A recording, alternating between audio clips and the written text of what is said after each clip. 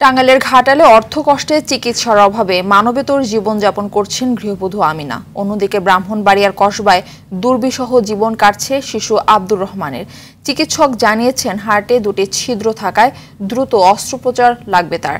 তবে দরিদ্র পরিবারের পক্ষে চিকিৎসার ব্যয় মেটানো সম্ভব নয়। টাঙ্গাইল থেকে কামাল হোসেন ও ব্রাহ্মণবাড়িয়া প্রতিনিধি সাদ্দাম হোসেনের প্রতিবেদন, জানাচ্ছেন সাইয়েদ মাহমুদ। টাঙ্গাইলের ঘাটাইলের বীরখাগিয়ান গ্রামের বাসিন্দা আমিনা বেগম।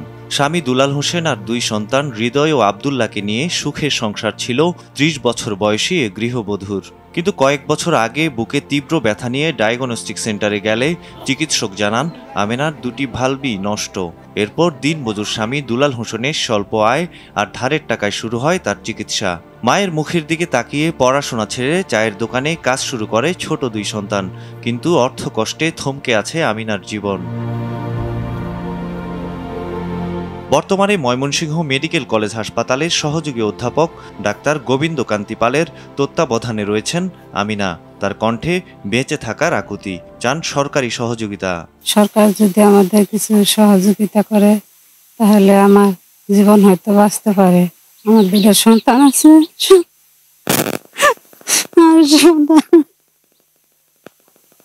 আমার সন্তানের নেই আমার বাঁচা। সানবিট সব দিবে সামাল। সানবিট ম্যাজিক প্রেস ডিশওয়াশিং এর মাথা ঘোরানোর সলিউশন। 10 জনের কাছ থেকে টাকা পয়সা তুইলাই না চিকিৎসা করবেন চেষ্টা করতেছি, আপনারা ব্যাকে সহযোগিতা করবেন। আমিনার চিকিৎসায় এগিয়ে আসার অনুরোধ জানিয়েছে স্বজন ও প্রতিবেশীরা। ওনার হাজবেন্ড যা টাকা ইনকাম করে তার সংসারে চলে না, এরকম অবস্থা। ওনার জমি জিরা তো খুব একটা নেই, তার এই সামর্থ্য নাই যে 6-7 লাখ টাকা সে বাহির করবে। দুঃখী এ মায়ের পাশে থাকার আশ্বাস দিয়েছে ঘাটাইল উপজেলা প্রশাসন। উপজেলাতে উনি যদি আবেদন করেন তাহলে আমাদের উপজেলা পরিষদের পক্ষ থেকে ঐচ্ছিক তহবিল থেকে আমরা যতটুকু সর্বোচ্চ সাহায্য করতে পারি।